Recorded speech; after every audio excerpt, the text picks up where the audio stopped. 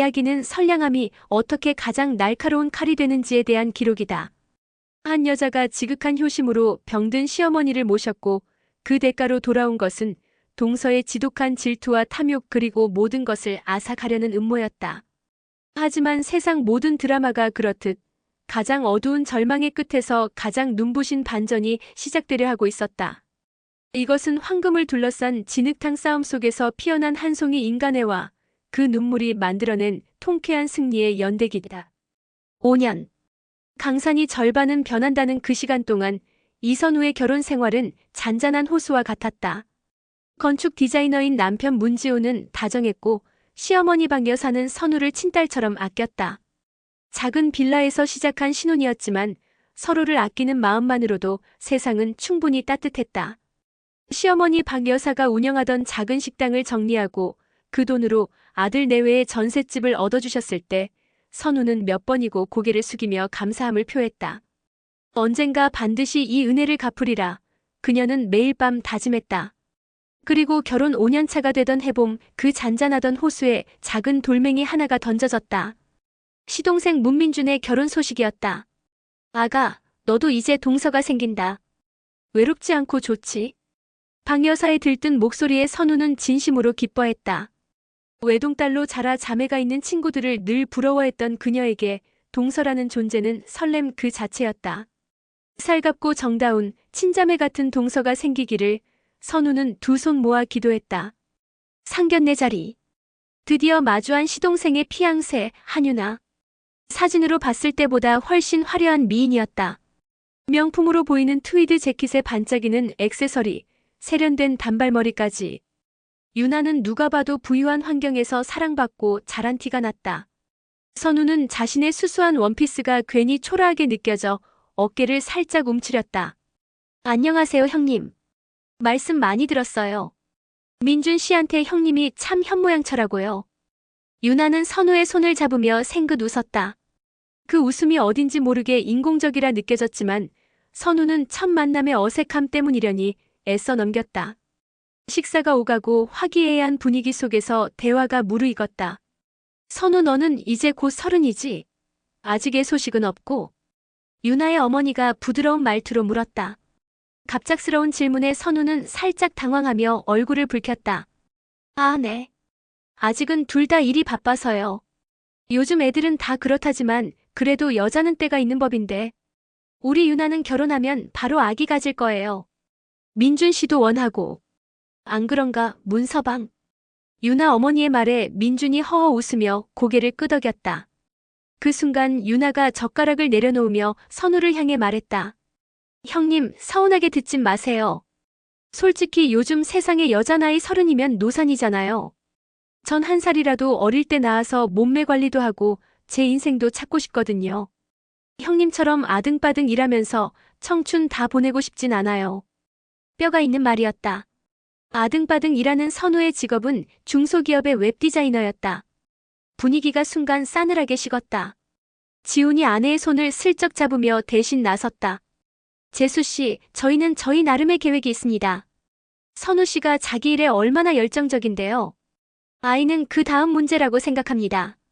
어머 아주버님. 화내실 것까지야. 그냥 요즘 여자들 생각이 그렇다는 거죠. 안 그래요 엄마? 유나는 천연덕스럽게 어깨를 으쓱하며 제 어머니를 향해 웃었다. 선우는 끓어오르는 불쾌감을 꾹 눌러 삼켰다. 첫 만남이다. 좋게 생각하자. 솔직한 성격일 뿐일 거야. 하지만 그건 시작에 불과했다. 결혼 준비가 진행될수록 유나의 본색은 더욱 선명하게 드러났다. 신혼집을 구하는 문제로 양가가 모인 자리. 박 여사는 두 아들에게 공평하게 해주고 싶은 마음에 선우와 지훈에게 전셋집을 해줬던 것처럼 민준에게도 비슷한 금액을 지원해주겠다고 했다. 그러자 유나의 얼굴이 대놓고 굳어졌다. 어머님, 저희는 전세 싫어요. 요즘 같은 시대에 누가 전세로 시작해요? 당연히 집은 사야죠. 그것도 강남 쪽으로요. 유나야, 그건 좀. 민준이 쩔쩔매며 말렸지만 유나는 막무가내였다. 민준 씨는 가만히 있어. 이건 우리 인생이 걸린 문제야. 어머님, 아버님 일찍 여의시고 혼자 식당 일하시면서 아들 둘 키우신 거 대단하게 생각해요. 하지만 형님네는 5년 전에 그 돈으로 전세를 얻었지만 지금은 부동산 값이 그때랑 비교도 안 되게 올랐잖아요. 똑같이 해주신다는 건 오히려 저희한테 손해보라는 말씀 아니에요? 그녀의 당돌한 말에 모두가 입을 다물었다. 박 여사의 얼굴이 하얗게 질렸다. 선우가 보다 못해 나섰다. 동서 어머님께서 두 아들 공평하게 생각하시는 마음만으로도 감사한 거 아니에요? 어머님 형편 생각도 하셔야죠. 선우의 말에 유나의 눈이 가늘어졌다. 그녀는 피식 웃으며 선우를 위아래로 훑어보았다. 형님이야말로 감사해야 하는 입장 아니에요? 가진 것 없이 시집와서 이만큼 사는 거 다 어머님 덕분이잖아요. 저는 우리 부모님이 보태주실 것도 있고 민준 씨 능력도 있으니 걱정 마세요. 어머님께 무리하게 바라는 거 아니에요. 그냥 세상 물정 좀 아시라고 말씀드리는 거예요. 그것은 명백한 무시와 경고였다. 가진 것 없는 너와 나는 다르다. 그날 이후 선우는 깨달았다. 자신이 꿈꿨던 친자매 같은 동서는 환상에 불과했다는 것을. 유나는 가족이 아니라 철저한 계산과 손익으로 움직이는 이방인이었다. 앞으로의 시댁 생활이 결코 순탄치 않으리라는 불길한 예감이 선우의 심장을 무겁게 짓눌렀다. 결혼이라는 축복의 문턱에서 선우는 거대한 균열의 시작을 목격하고 있었다. 우여곡절 끝에 민준과 유나의 결혼식은 성대하게 치러졌다. 유나의 바람대로 신혼집은 강남의 고급 오피스텔 월세로 구했다. 유나 부모님의 지원이 있었다고는 하지만 박 여사는 무리해서 상당한 액수의 예단비를 보냈다. 선우는 어딘가 찜찜했지만 이제 한 가족이 되었으니 잘 지내보려 노력했다. 하지만 유나는 선우의 노력을 비웃기라도 하듯 교묘하게 선을 그으며 그녀를 무시했다. 특히 시어머니 박 여사가 있는 자리와 없는 자리에서 그녀의 태도는 180도 달랐다. 박 여사 앞에서는 세상 둘도 없는 살가운 며느리였다. 어머님, 이거 제가 요즘 핫하다는 베이커리에서 줄 서서 사온 거예요. 어머님 단 거 좋아하시잖아요. 어머님, 주말에 저희랑 같이 백화점 가요. 제가 예쁜 옷 한 벌 사드릴게요. 박 여사는 그런 유나를 보며 입이 귀에 걸렸다. 어쩜 저렇게 싹싹하고 예쁠까? 우리 선우는 너무 얌전해서 탈인데 유나 너는 애교가 많아서 참 좋다. 박 여사의 칭찬에 선우는 씁쓸하게 웃을 수밖에 없었다. 하지만 박 여사가 잠시 자리를 비우거나 선우와 단둘이 남게 되면 유나의 표정은 싸늘하게 변했다. 형님, 어머님은 저런 촌스러운 빵 좋아하세요? 입맛도 참 우리 엄마는 저런 거 입에도 안 대시는데. 형님은 백화점 안 가세요? 옷이 맨날 똑같은 것 같아서. 하긴 아주버님 월급 뻔한데 백화점은 무리겠다. 비수 같은 말들이었다. 선우는 상처받았지만 대놓고 싫은 소리를 할 수도 없었다. 분란을 일으키고 싶지 않았고 무엇보다 박 여사가 속상해하실까봐 걱정됐다. 하루는 김장철을 맞아 온 가족이 시댁에 모였다. 선우는 새벽부터 와서 배추를 절이고 속을 만드는 등 굳은 일을 도맡아 했다. 유나는 점심시간이 다 되어서야 나타나 비싼 네일아트를 망가뜨릴 수 없다며 고무장갑 끼는 것조차 꺼렸다. 어머님, 저는 이런 거 한 번도 안 해봐서요. 괜히 제가 했다가 맘만 버릴 것 같아요. 형님이 워낙 잘하시잖아요. 저는 옆에서 응원할게요. 얄미웠지만 틀린 말은 아니었기에 선우는 묵묵히 제 할 일을 했다.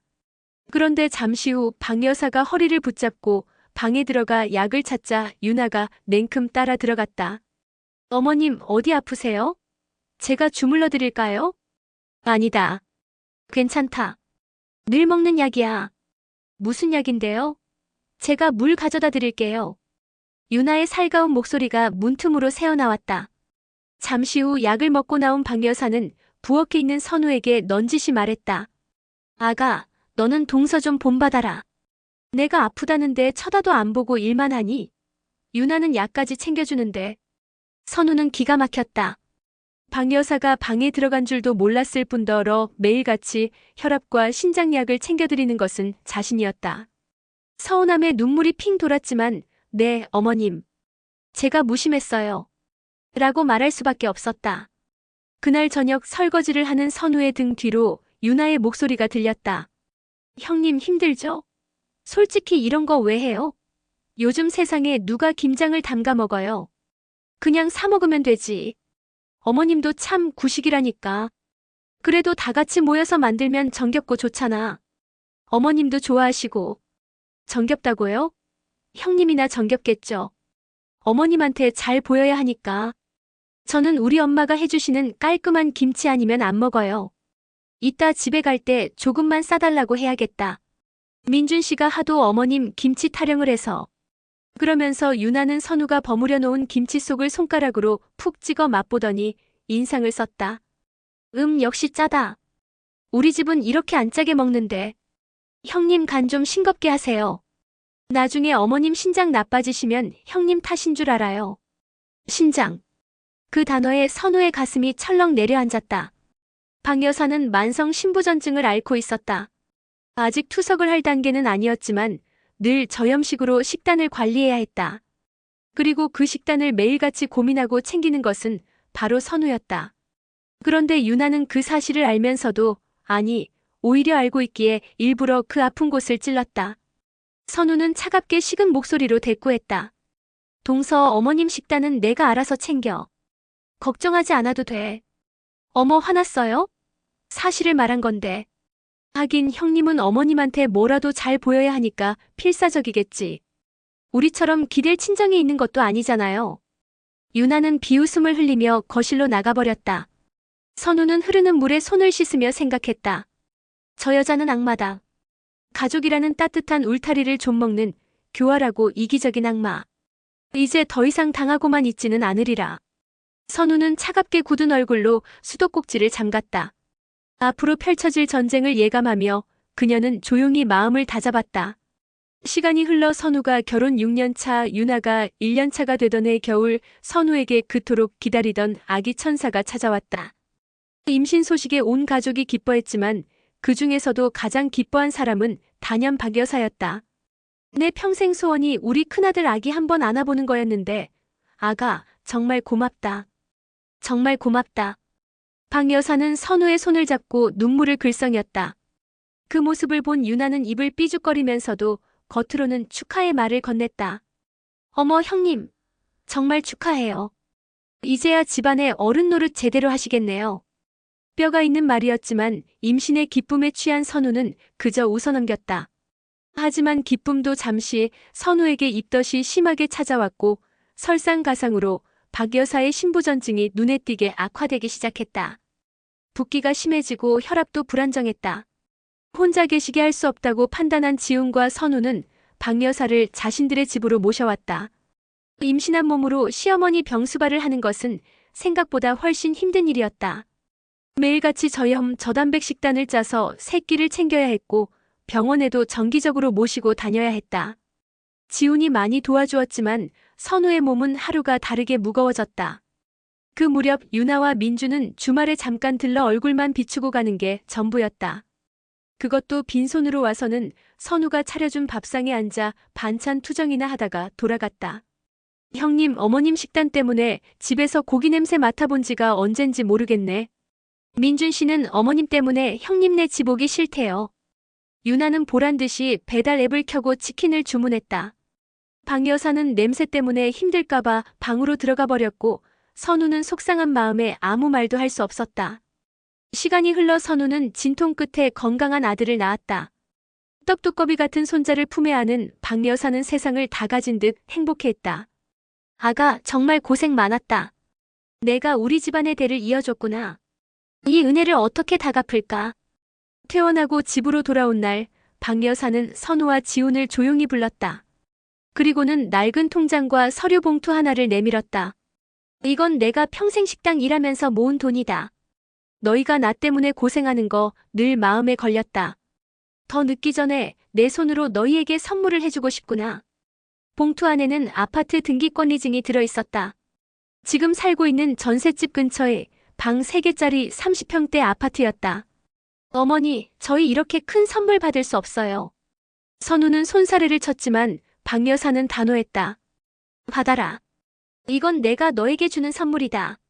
임신한 몸으로 병든 시어미 모시고 우리 집안의 귀한 손자까지 안겨줬는데 이 정도는 아무것도 아니다.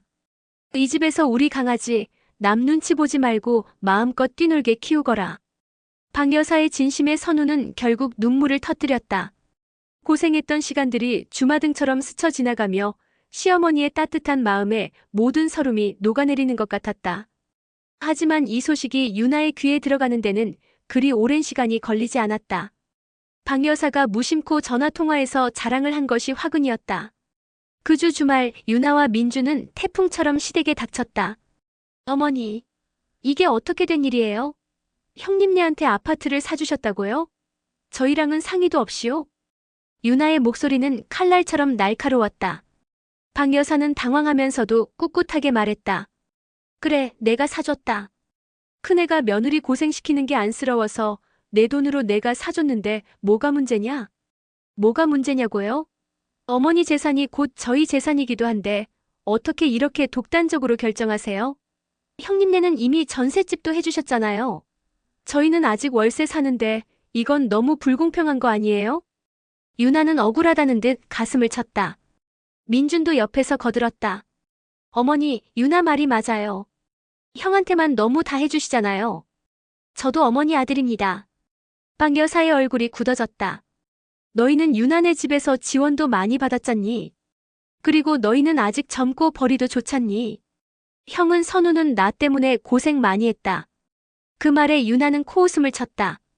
고생이요? 형님이 무슨 고생을 해요? 어머님 병수 바라는 거 그거 다 쇼 아니에요? 결국 이거 노리고 한 거잖아요. 어머님 재산. 아주버님이랑 형님이랑 작정하고 어머님 구워 삶아서 재산 빼돌리려는 거 제가 모를 줄 아세요? 뭐? 말을 해도 어떻게 그런 막말을. 선우가 아이를 아는 채 소리쳤지만 유나의 기세는 꺾일 줄 몰랐다. 형님이야말로 조용히 해요. 이 집안에 시집 온 지 얼마나 됐다고 벌써 재산을 탐내요? 형님, 어머님 재산 보고 결혼했잖아요. 솔직히 말해봐요. 동서. 지훈이 버럭 소리를 지르며 유나의 앞을 막아섰다. 집안은 순식간에 아수라장이 되었다. 갓난아이는 놀라서 울음을 터뜨렸고 박 여사는 충격에 혈압이 오르는지 가슴을 부여잡았다. 선우는 울부짖는 아이를 달래며 생각했다. 아, 이 선물은 축복이 아니라 재앙의 씨앗이었구나. 이 아파트 한 채가 결국 우리 가족을 갈기갈기 찢어놓게 될지도 모른다는 끔찍한 공포가 그녀를 덮쳤다. 유나의 탐욕스러운 눈빛은 이제 막 태어난 자신의 아들에게까지 향하는 것 같았다. 선우는 아이를 더욱 꽉 끌어안았다. 이 아이와 가정을 지키기 위해서라면 이제 더는 물러설 수 없었다. 아파트 사건 이후 집안의 분위기는 그야말로 살얼음판이었다. 유나와 민주는 대놓고 부모님과의 연락을 끊었고 명절이나 가족 행사에도 불참했다.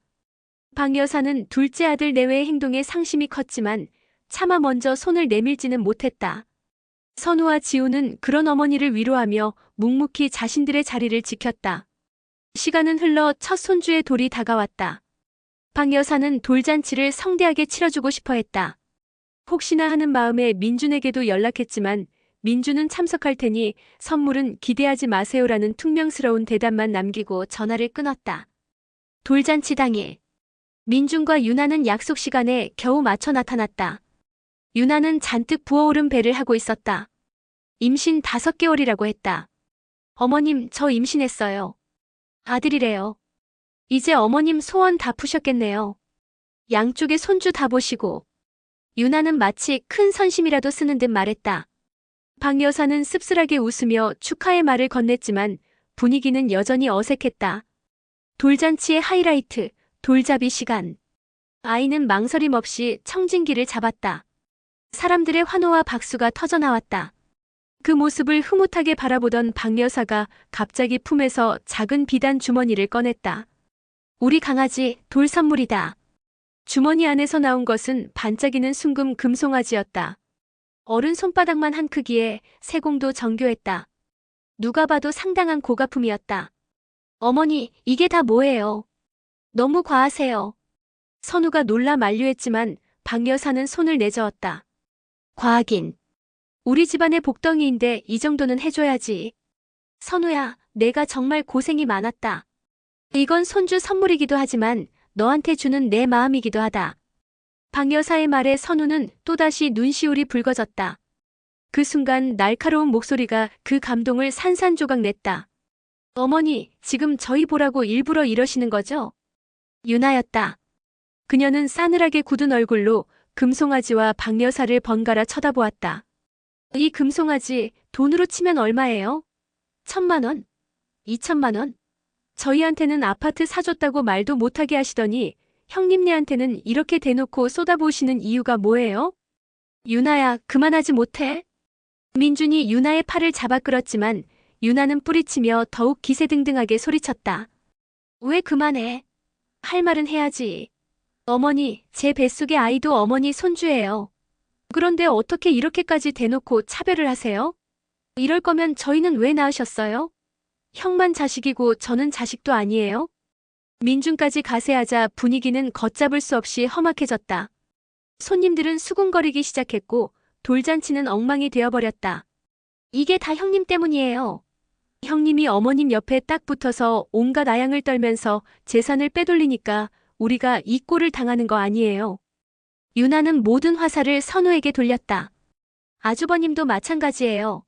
장남이라고 유세 떨면서 동생한테는 땡전 한 푼 안 주려고 하고. 두 분 다 양심도 없으세요? 말 함부로 하지 마, 재수씨. 우리가 뭘 어쨌다고. 지훈이 참다 못해 소리쳤지만 유나는 눈 하나 깜짝하지 않았다. 함부로 하긴 뭘 함부로 해요. 어머니, 그냥 재산 다 정리해서 저희랑 형님이랑 반반 나눠주세요. 그럼 저희도 더 이상 불만 없고 형님네도 당당하게 재산 받아서 좋잖아요. 그게 제일 깔끔하고 공평한 방법 아니에요? 박 여사는 충격으로 새파랗게 질린 얼굴로 유나를 쳐다보았다. 마치 처음 보는 괴물을 보는 듯한 눈빛이었다. 내가 어찌 그런 말을 내 앞에서. 박 여사는 뒷목을 잡고 휘청거렸다. 어머니. 선우와 지훈이 달려가 박 여사를 부축했다. 박 여사는 가쁜 숨을 몰아쉬며 탐욕으로 이글거리는 둘째 아들 내외를 향해 떨리는 손가락을 겨누었다. 나가 당장 내 눈앞에서 사라져.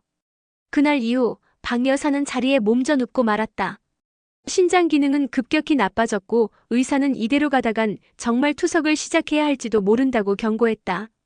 선우는 밤낮으로 어머니 곁을 지키며 간호했지만 박 여사의 얼굴에서는 웃음기가 완전히 사라졌다. 선우는 생각했다. 금송아지가 문제가 아니었다. 아파트도 문제가 아니었다. 문제는 유나와 민준의 끝없는 탐욕이었다. 그들의 욕심은 마치 불길처럼 번져나가 이제 어머니의 생명까지 위협하고 있었다. 선우는 더 이상 이 불길을 좌시할 수 없었다. 어떻게든 꺼야만 했다. 설령 그 과정에서 자신이 더러운 진흙탕에 몸을 던져야 할지라도. 박 여사의 건강이 악화일로를 걷자 유나와 민준의 태도는 더욱 노골적으로 변했다. 그들은 이제 대놓고 재산을 요구하기 시작했다. 어머니, 이대로 병원 신세만 지실 거예요? 어차피 쓰지도 못할 돈 살아계실 때 자식들한테 나눠주시는 게 현명한 거 아니에요? 형님네는 이미 아파트도 받고 금송아지도 받았잖아요. 저희한테는 최소한 그만큼은 해주셔야죠. 어머니가 지금 가지고 계신 상가 건물, 그거 저희한테 증여해주세요. 그들은 거의 매일같이 찾아와 박 여사를 들들 볶았다. 선우와 지훈이 막아보려 했지만 그들은 막무가내였다. 형님이랑 아주버님은 빠져요. 이건 우리랑 어머니 사이의 문제예요. 당신들이 뭔데 감나라 배나라야? 박 여사는 아무런 대답도 하지 않고 굳게 입을 다물었다. 하지만 매일같이 이어지는 아들 내외의 등살에 그녀의 정신은 점점 피폐해져 갔다. 밤에는 잠을 설치고 낮에는 멍하니 허공만 바라보는 날이 많아졌다. 그러던 어느 날 유나가 선우에게 은밀한 제안을 해왔다. 형님, 우리 솔직하게 얘기 좀 해요. 유나는 선우를 집 근처 카페로 불러냈다. 형님도 힘들죠? 어머님 병수발하는 거. 솔직히 저러다 언제 돌아가실지도 모르는데 밑 빠진 독에 물 붓는 심정 아니에요? 동서 말을 어떻게 그렇게 해? 왜요? 틀린 말 했어요? 어차피 시간 문제잖아요.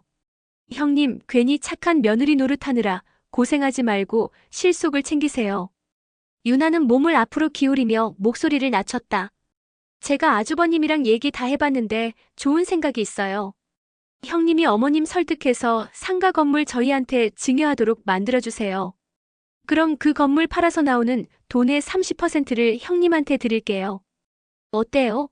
나쁜 제안 아니죠? 선우는 기가 막혀서 말이 나오지 않았다.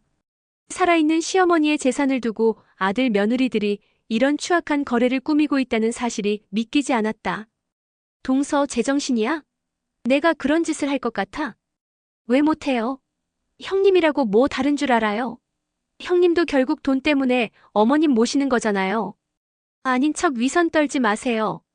우리 그냥 비즈니스 파트너가 되는 거예요. 서로 윈윈하는 거죠. 형님은 꽁돈 생겨서 좋고 우리는 우리 목 당당하게 찾아서 좋고. 유나는 마치 선우의 마음을 다 꿰뚫어보고 있다는 듯 비열하게 웃었다. 생각 잘해봐요, 형님. 이대로 가다간 형님 손에 땡전 한 푼 안 들어올 수도 있어요. 어머님이 고집부리다가 전 재산 사회에 환원이라도 해버리면 형님은 그냥 몇 년 동안 공짜 간병인 노릇만 하다가 끝나는 거예요. 바보같이 살지 마세요. 유나의 말은 독처럼 선우의 마음에 스며들었다. 물론 선우는 단 한 번도 돈 때문에 시어머니를 모신 적이 없었다.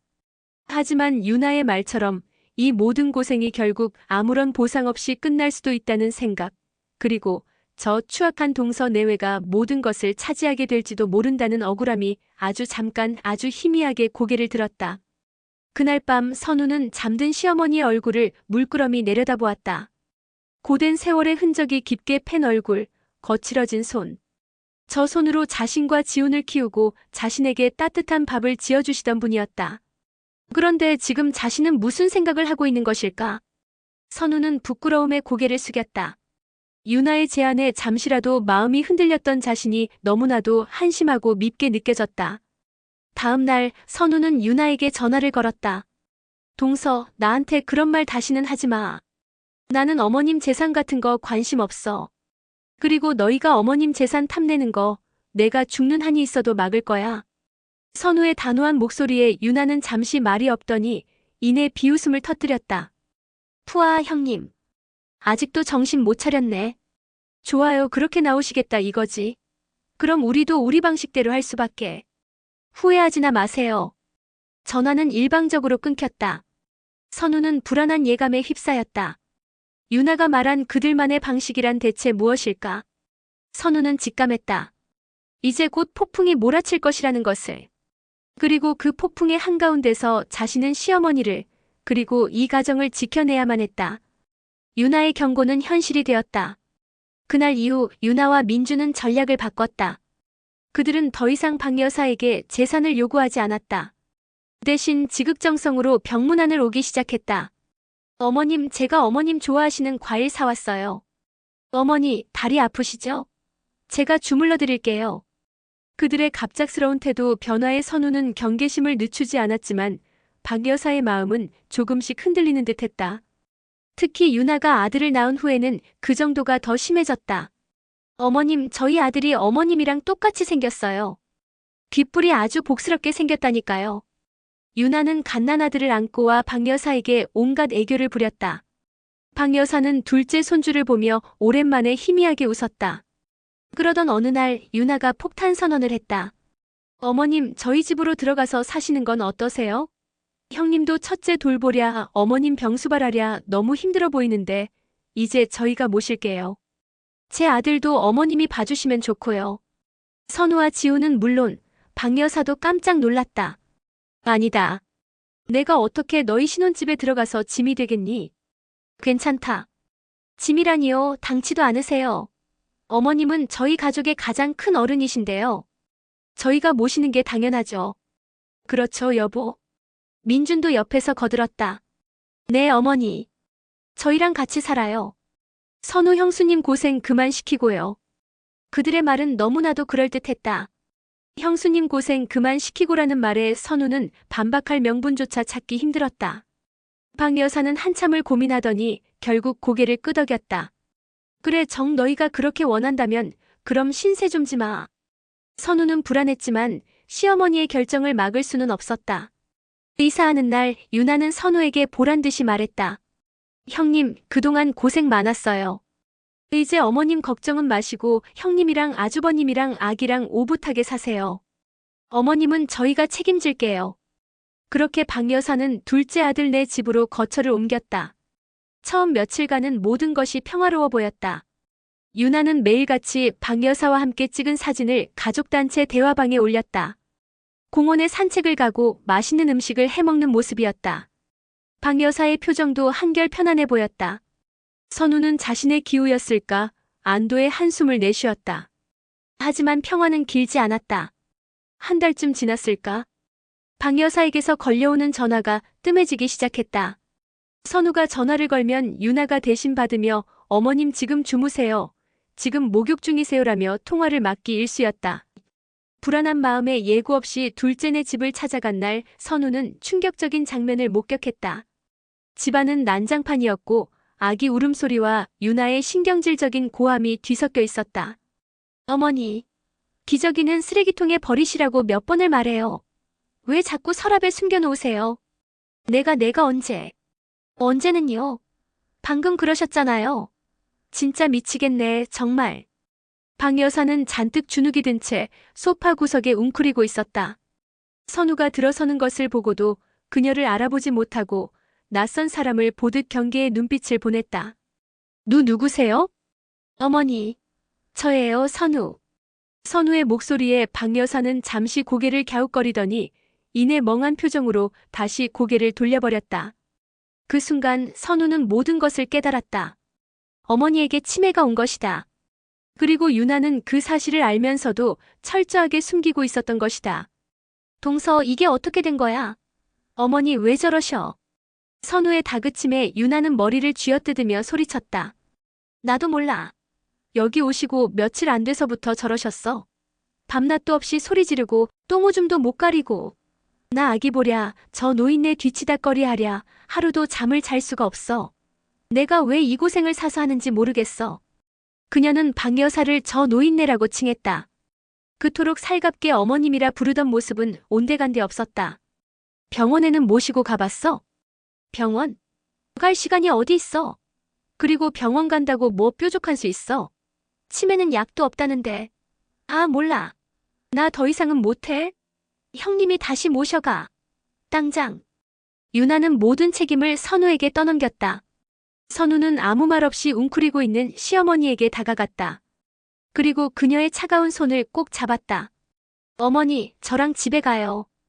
박 여사는 여전히 멍한 눈으로 선우를 바라볼 뿐이었다. 선우는 불과 한 달 만에 딴 사람처럼 초췌해진 시어머니를 부축해 일으켰다.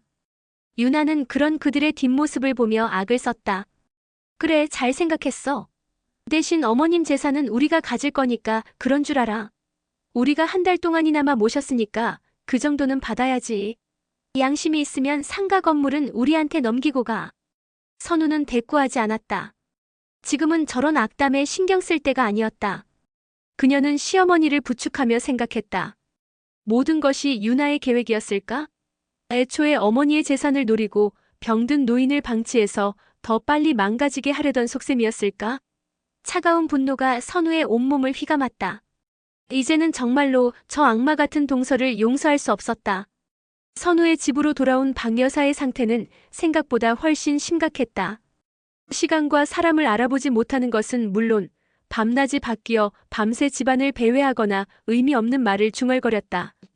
식사도 혼자서는 거의 하지 못했고 대소변 실수도 잦아졌다.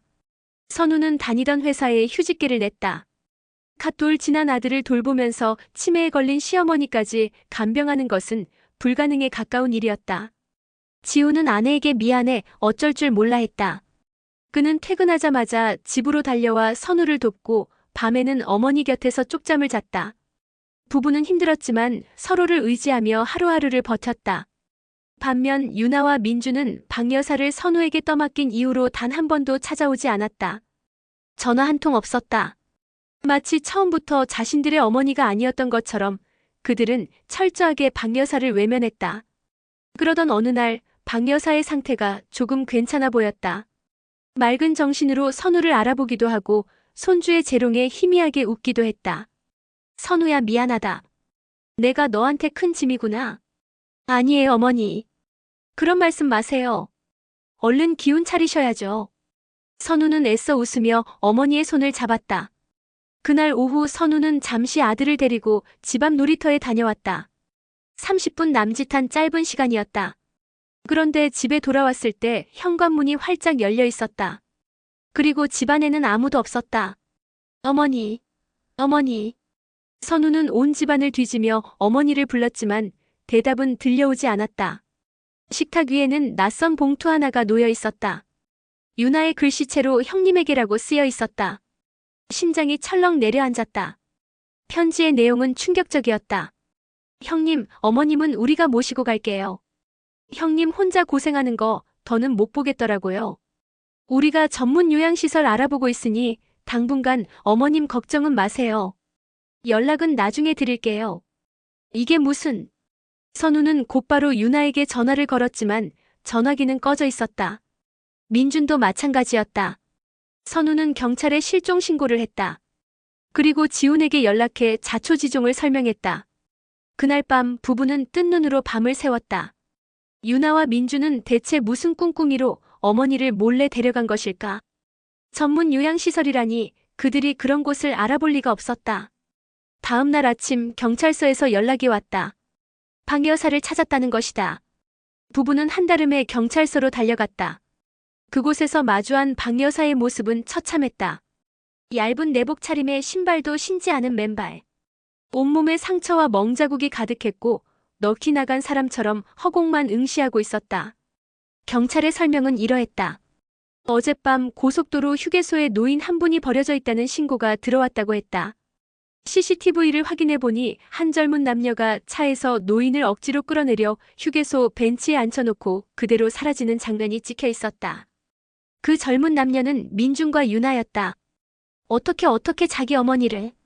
지우는 주먹으로 벽을 치며 오열했다. 선우는 아무 말도 할 수 없었다. 인간이 이토록 잔인해질 수 있다는 사실에 온몸이 떨려왔다. 그들은 어머니를 요양시설에 모시려던 것이 아니었다. 그냥 귀찮고 거추장스러운 짐을 내다버린 것이었다.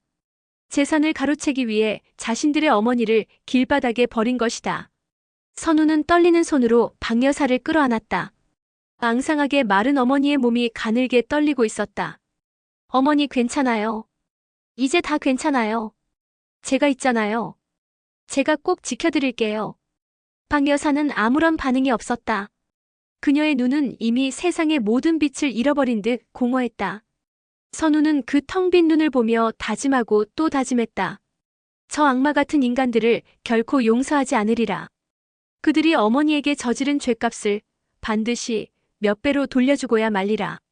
차가운 분노가 선우의 심장을 얼어붙게 만들었다. 복수의 서막이 그렇게 올랐다. 박 여사를 버린 사건은 그냥 넘어갈 수 있는 일이 아니었다. 존속유기. 명백한 범죄였다. 지우는 당장이라도 동생 내외를 고소하겠다며 길길이 날뛰었지만 선우는 그를 말렸다. 여보, 지금은 아니에요. 지금 고소하면 그들은 벌금형이나 집행유예 정도로 가볍게 빠져나올 거예요. 그리고 우리는 어머니를 유기하도록 방치한 자식이라는 비난을 피할 수 없게 돼요. 이건 그들이 원하는 그림이에요. 그럼 어떡해? 저 악마 같은 놈들을 그냥 보고만 있으라고? 아니요. 더 확실한 증거를 잡아야 해요. 그들이 어머니 재산을 노리고 이 모든 짓을 벌였다는 증거. 그래서 그들이 다시는 재기할 수 없도록 사회적으로 완전히 매장시켜야 해요. 선우의 눈빛은 얼음장처럼 차가웠다. 그녀는 더 이상 예전의 순하고 무른 선우가 아니었다. 선우는 변호사를 찾아갔다. 그리고 지금까지 있었던 모든 일을 털어놓았다. 아파트 증여부터 금송아지 사건, 유나의 협박, 그리고 존속유기까지.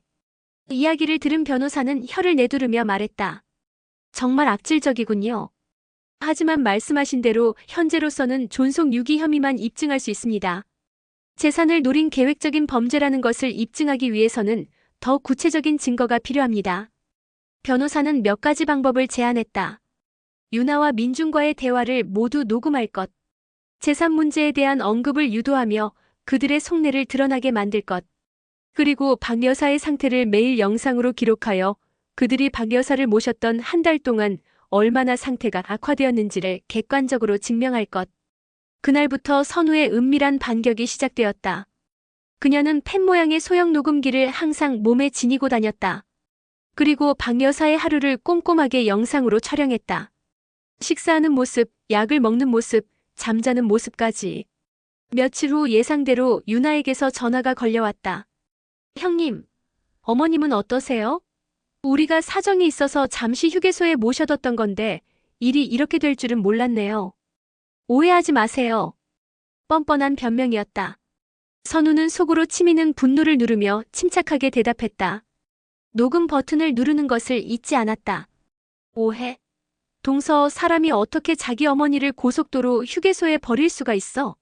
그날 밤 엄청 추웠어. 어머니, 길에서 돌아가실 뻔했어. 아니, 버린 게 아니라니까요. 잠시 그런 거라고요. 그보다 어머님 재산 문제는 어떻게 하실 거예요? 우리가 이렇게까지 했는데 설마 상가 건물 우리한테 안 주시려는 건 아니죠? 드디어 본색을 드러냈다. 선우는 기다렸다는 듯이 말을 이었다. 재산? 어머니가 이 지경이 됐는데 재산 얘기가 나와? 동서, 정말 무서운 사람이구나. 무섭긴요. 이럴 때일수록 확실히 해둬야죠. 어머님 지금 정신도 온전치 않으시잖아요. 이러다 갑자기 돌아가시기라도 하면 상속 문제 복잡해진다고요. 살아계실 때 정신 조금이라도 돌아오셨을 때 빨리 증여 서류에 도장 찍게 하세요. 그게 형님한테도 좋은 일이라고요. 유나는 악을 쓰듯 말했다. 선우는 이 모든 대화가 고스란히 녹음되고 있다는 사실에 희미한 미소를 지었다. 통화가 끝난 후 선우는 변호사에게 녹음 파일을 전송했다. 변호사는 충분히 유의미한 증거가 될 수 있다고 말했다. 선우는 거기서 멈추지 않았다. 그녀는 박 여사를 모시고 병원에 가서 치매 정밀 검사를 받았다. 그리고 한 달 전부터 급격히 악화된 중증 혈관성 치매라는 진단서를 발급받았다. 박 여사가 유나네 집에 머물렀던 시기와 정확히 일치했다. 이것은 유나와 민준이 박 여사를 제대로 돌보지 않고 방치했다는 결정적인 증거였다. 선우는 모든 증거를 차곡차곡 모았다. 녹음 파일, 진단서, 박 여사의 상태를 기록한 영상, 그리고 휴게소 CCTV 영상까지. 칼날은 서서히, 그러나 확실하게 유나와 민준의 목을 향해 다가가고 있었다. 이제 남은 것은 그들이 스스로 무덤을 파고 들어올 때까지 기다리는 것뿐이었다. 선우는 차갑게 식은 눈으로 창밖을 바라보았다. 곧 모든 것이 끝날 것이다. 지옥 같은 시간들이. 유나와 민준은 자신들의 목에 칼이 들어오고 있다는 사실을 까맣게 모른 채 계속해서 선우를 압박했다. 형님, 왜 이렇게 꾸물거려요? 어머님 도장 받아내는 게 그렇게 어려워요? 그냥 손잡고 찍게 하면 되잖아요. 형수님, 저희 더는 못 기다립니다. 이번 주까지 해결 안 되면 저희도 법대로 할 수밖에 없어요. 상속재산 분할 청구 소송, 저희라고 못할 것 같아요? 그들의 협박은 오히려 선우에게 더 많은 증거를 안겨줄 뿐이었다. 그러던 어느 날 기적 같은 일이 일어났다. 아침에 눈을 뜬 박 여사가 너무나도 맑은 정신으로 선우를 바라보는 것이었다. 선우야. 어머니. 정신이 드세요? 그래, 내가 그동안 꿈을 꾼 것 같구나. 아주 길고 무서운 꿈을. 박 여사는 지난 몇 달간의 일을 드문드문 기억해냈다. 유나에게 구박받았던 일, 고속도로, 휴게소에 버려졌던 일까지. 모든 것을 기억해낸 박 여사는 한참을 소리 없이 울었다. 내가 내 배 아파 낳은 자식한테 그런 꼴을 당하다니. 선우는 그런 시어머니를 부둥켜 안고 함께 울었다. 그날 박 여사는 마치 마지막 불꽃을 태우는 촛불처럼 온종일 맑은 정신을 유지했다. 그녀는 선우에게 부탁했다. 선우야, 펜이랑 종이 좀 가져다 주겠니? 내가 너에게 남기고 싶은 말이 있다. 선우는 불안한 마음이 들었지만 시어머니의 부탁을 거절할 수 없었다. 박 여사는 떨리는 손으로 한자 한자 힘겹게 편지를 써내려가기 시작했다. 선우는 차마 그 모습을 쳐다볼 수가 없어 조용히 방을 나왔다. 얼마 후 박 여사는 탈진한 듯 깊은 잠에 빠져들었다. 그녀의 손에는 곱게 접힌 편지 한 통이 들려 있었다. 선우는 그 편지를 받아 고이 간직했다. 그리고 바로 다음 날 박 여사는 다시 예전의 모습으로 돌아갔다. 선우를 알아보지 못하고 헛소리를 중얼거렸다. 어제의 일은 정말 기적 혹은 마지막 인사였던 것이다. 며칠 뒤 유나와 민주는 결국 일을 저질렀다. 그들은 법원에 성년후견인 지정심판과 함께 상속재산분할 청구 소송을 제기했다. 박 여사가 치매로 인해 정상적인 판단을 할 수 없는 상태이니 자신들을 법적 후견인으로 지정해달라는 것, 그리고 현재 박 여사의 재산을 법적으로 분할해달라는 내용이었다. 그들은 소장에서 선우와 지훈이 어머니의 재산을 독차지하기 위해 어머니를 감금하고 세뇌하고 있다고 주장했다. 적반하장도 유분수였다. 법정 다툼이 시작되었다. 첫 재판 기일 유나와 민주는 마치 피해자라도 된 양눈물로 억울함을 호소했다. 판사님, 저희 어머니는 지금 형님 부부에게 속고 계십니다. 형님 부부가 어머니의 재산을 노리고 접근해서 저희와 어머니 사이를 이간질하고 어머니를 정신적으로 학대하고 있습니다. 그들의 뻔뻔한 연기에 방청석이 술렁였다. 그때 선우 측 변호사가 조용히 자리에서 일어났다.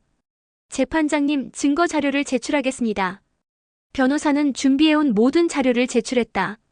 유나의 협박이 담긴 녹음 파일, 박 여사의 치매 진단서, 유나네 집에서 지낸 한 달 동안 박 여사의 상태가 급격히 악화되었음을 보여주는 각종 기록들, 그리고 고속도로 휴게소 CCTV 영상까지. 결정적인 증거들이 하나씩 공개될 때마다 유나와 민준의 얼굴은 하얗게 질려갔다. 특히 자신들이 어머니를 휴게소에 버리는 장면이 담긴 CCTV 영상이 재생되자 방청석에서는 경악의 탄성이 터져나왔다. 저건 오해입니다. 저희는 잠시. 유나가 무어라 변명하려 했지만 변호사는 그녀의 말을 잘랐다. 마지막으로 고소인들이 그토록 아끼고 사랑했다는 어머니, 박 여사께서 직접 남기신 편지를 증거로 제출하겠습니다. 변호사는 박 여사가 쓴 편지를 꺼내 읽기 시작했다. 사랑하는 내 며느리 선우에게.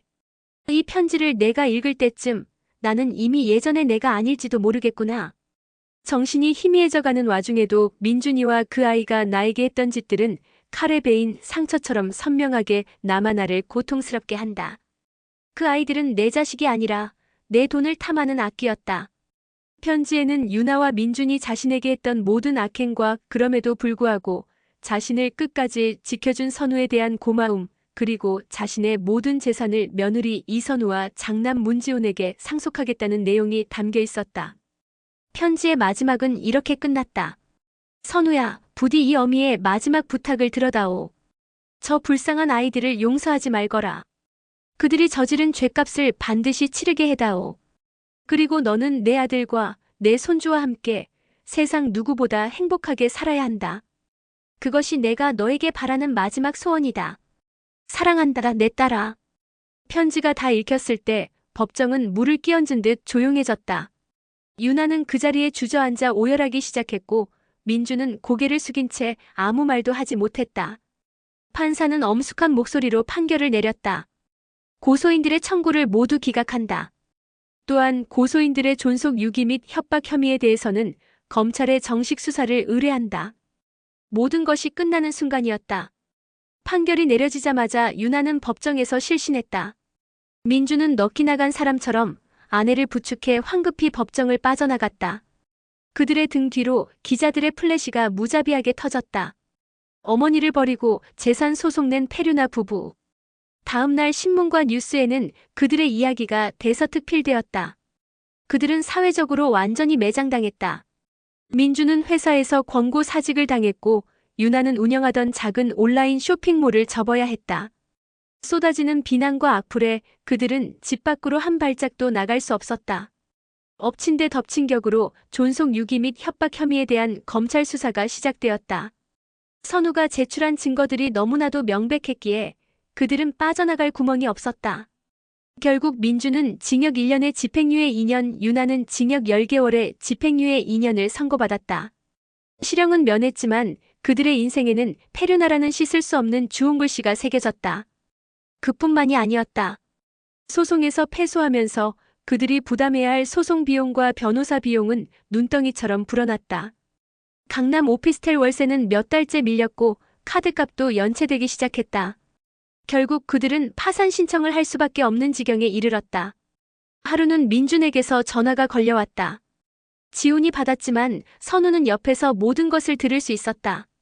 형 잘못했어. 내가 정말 죽을 죄를 지었어. 형수님한테도 어머니한테도.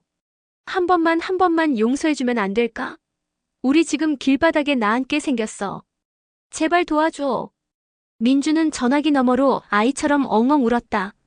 지훈은 아무 말 없이 전화를 끊었다. 그의 얼굴에도 눈물이 흐르고 있었다. 하나뿐인 동생이었다. 아무리 미워도 피를 나눈 형제였다. 선우는 그런 남편의 등을 가만히 쓸어주었다. 여보, 어머니 편지 기억나죠? 절대 용서하지 말라고 하셨어요. 그게 어머니의 마지막 유언이에요.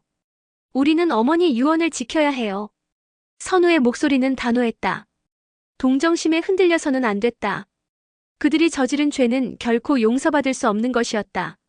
결국 민중과 유나는 가진 것을 모두 처분하고 빚쟁이들을 피해 지방의 작은 도시로 야반도주하듯 떠났다. 그들이 어디로 갔는지 어떻게 사는지 아는 사람은 아무도 없었다. 그렇게 그들은 가족의 역사 속에서 완전히 지워졌다. 몇 년의 시간이 흘렀다. 박 여사는 선우와 지훈의 극진한 보살핌 속에서 평화롭게 눈을 감았다. 마지막 순간 그녀의 얼굴은 고통이 아닌 편안한 미소로 가득했다. 박 여사가 남긴 상가 건물은 꽤 값어치가 나가는 것이었다. 하지만 선우와 지훈은 그 재산을 온전히 자신들의 것으로 만들지 않았다. 그들은 시어머니의 유언대로 건물에서 나오는 임대료 수입의 절반을 치매 노인을 돕는 재단과 불우한 이웃을 위해 매달 기부하기 시작했다. 어느 화창한 봄날, 선우는 남편과 아들의 손을 잡고 시어머니의 수목장이 있는 공원을 찾았다. 나무 앞에는 작은 꽃다발이 놓여 있었다. 누가 다녀갔나 봐요. 선우가 말하자 지훈이 희미하게 웃으며 대답했다. 그러게. 누군지는 몰라도 엄마가 외롭지는 않으시겠네. 부부는 더 이상 민중과 유나의 이름을 입에 올리지 않았다. 그들은 이미 과거의 사람이었다. 용서한 것은 아니었지만 더 이상 증오하지도 않았다. 그저 각자의 삶 속에서 자신들의 죗값을 치르며 살아가기를 바랄 뿐이었다. 선우는 시어머니의 나무를 가만히 쓰다듬었다. 어머니, 저희 잘 살고 있어요. 걱정 마세요. 어머니가 남겨주신 건 황금보다 훨씬 더 귀한 거였어요. 저희는 평생 그 마음 잊지 않고 베풀면서 살아갈게요. 따스한 봄볕이 그들의 위로 쏟아져 내렸다. 선우는 생각했다. 탐욕은 모든 것을 파괴하지만 진실한 사랑과 헌신은 결국 모든 것을 제자리로 돌려놓는 힘이 있다고. 황금은 언젠가 빛을 잃지만 진심 어린 눈물은 세월이 흘러도 영원히 빛난다고. 저 멀리서 아들의 해맑은 웃음소리가 들려왔다. 선우는 남편과 마주보며 환하게 웃었다. 지독했던 겨울은 가고 마침내 그들의 삶에도 완연한 봄이 찾아오고 있었다.